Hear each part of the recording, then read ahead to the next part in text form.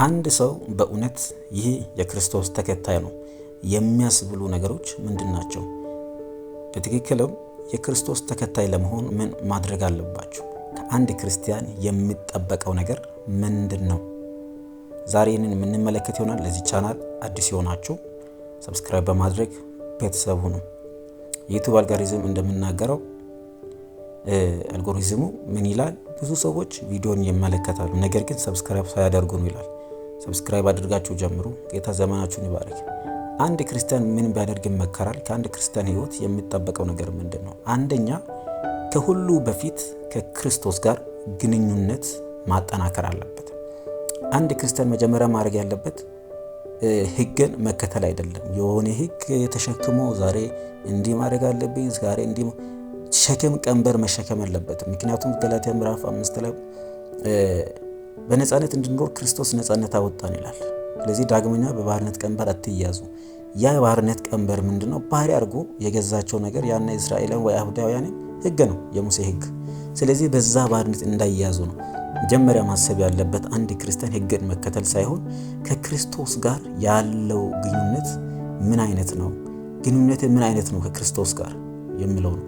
ስለዚህ ከክርስቶስ ጋር የሚኖረው ኑሮ ግንኙነቱን ማጠናከር አለበት። እንዴት ነው ከክርስቶስ ጋር ያለኝን ግንኙነት ማጠናከር የሚችለው ካላችሁ፣ በየቀኑ አጭር ጸሎት አድርጉ። ዛሬ 5 ደቂቃ ብትጸልዩ፣ ነገ 10 ደቂቃ ብታደርጉ፣ ከነገ ወዲያ 15 ብታደርጉ፣ እንደዛ ያደርጋችሁ ታሳድጋላችሁ። ዛሬ መጽሐፍ ቅዱስ 5 ደቂቃ ብታነቡ ብታጠኑ፣ ነገ እንደዛ ብታደርጉ እየጨመራችሁ 2 ደቂቃ 3 ደቂቃ እየጨመራችሁ ብትሄዱ ህይወታችሁ እየተለወጠ ይሄዳል። ስለዚህ በየቀኑ አንደኛ ከክርስቶስ ጋር ያላችሁ ግንኙነት ለማጠናከር በየቀኑ አጭር ጸሎት ማድረግ አለባችሁ።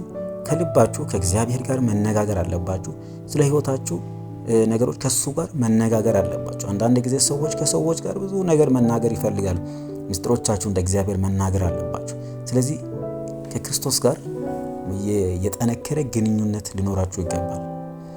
ሁለተኛ ቃሉን በማንበብ መጽሐፍ ቅዱስን በማንበብ ክርስቲያን ያለ እግዚአብሔር ቃል መቆም አይችልም። ስለዚህ ትንሽ እንኳን ቢሆን የእግዚአብሔርን ቃል ወገኖቼ ማንበብ አለባችሁ። ለመጀመር የሚመከረው ክፍል ዮሐንስ ወንጌል፣ መዝሙር፣ ምሳሌ። እነዚህን ክፍሎች ብታነቡ ህይወታችሁ እየጠነከረ ይሄዳል። ሌሎችንም እየጨመራችሁ በየቀኑ ትናንሽ ክፍሎችን እያነበባችሁ ህይወታችሁን እያጠናከራችሁ ትሄዳላችሁ። ስለዚህ ከአንድ ክርስቲያን የሚመከር አንደኛ ጸሎት፣ ሁለተኛ የእግዚአብሔርን ቃል ማንበብ፣ ሶስተኛ አንድ ክርስቲያን ማድረግ ያለበት ከአንድ ክርስቲያን የሚጠበቀው ነገር ምንድነው? ከኃጢአት መራቅ፣ ህይወትህን መቀየር። ይህ ማለት ከዚህ በፊት ክርስቶስን ከማወቅ በፊት የነበረ ላይፍ ሊኖር ይችላል። በተለያየ ሁኔታ፣ በተለያየ ጭንቀት ውስጥ፣ በተለያየ ሱስ ውስጥ፣ በተለያየ ሁኔታ አልፈ ልትመጣ ትችላለህ። ያንን የኃጢአት ልምምድ እዚህ አዲስ ህይወት ውስጥ ገብተህ ክርስቲያን ከሆንክ በኋላ ያንን ማድረግ የለብህም። ከየትኛውም ኃጢአት መራቅ አለብህ።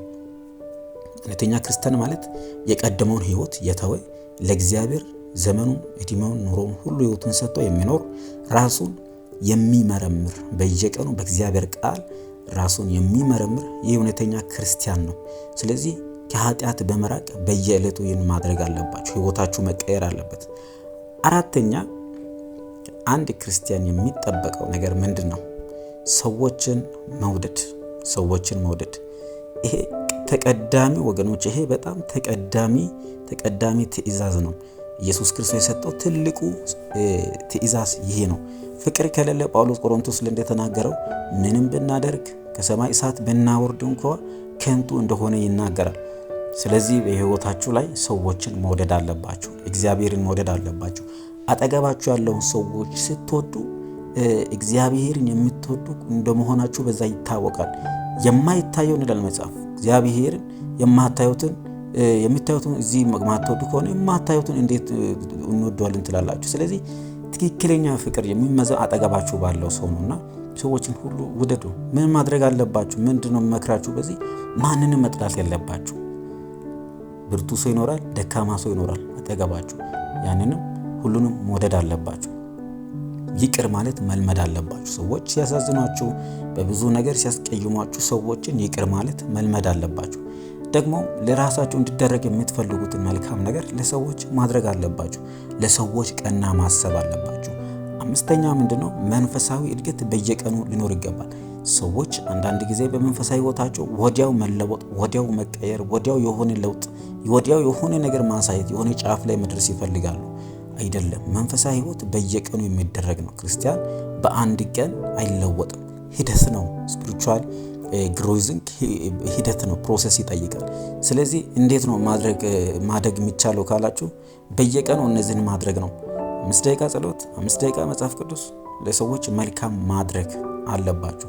ሰዎችን መውደድ አለባችሁ ማለት ነው። ስለዚህ ይህንን በማድረግ መንፈሳዊ ሕይወታችሁን ማሳደግ ትችላላችሁ። እንደ ክርስቲያን እኔ ምን ላድርግ ላላችሁት ጉዳይ ይህንን ካደረጋችሁ እናንተ እውነተኛ ክርስቲያኖች ናችሁ። ሁል ጊዜ ከክርስቶስ ጋር ሕይወታችሁን አጠናክሩ፣ ግንኙነታችሁን አጠናክሩ፣ ቃሉን አንብቡ፣ ጸልዩ። ከኃጢአት በመራቅ ወደ እግዚአብሔር በመቅረብ ወደ ጸጋው ዙፋን በመቅረብ ጸጋ እንዲበዛላችሁ ኃጢአታችሁ ይቀር እንዲባል ወደ ጸጋው ዙፋን በእምነት እየቀረባችሁ መጸለይ አለባችሁ። ሰዎችን ሁሉ መውደድ አለባችሁ። መንፈሳዊ እድገት ሕይወታችሁን እየመረመራችሁ ሁሉ ጊዜ ማድረግ አለባችሁ። እግዚአብሔር አምላክ ዘመናችሁን ይባርክ። እንዲህ አይነት መልእክቶች እንዲደርሳችሁ ዩቲዩብን ሰብስክራይብ አድርጉ። ጌታ ሰላማችሁን ያብዛ። ተባረኩ።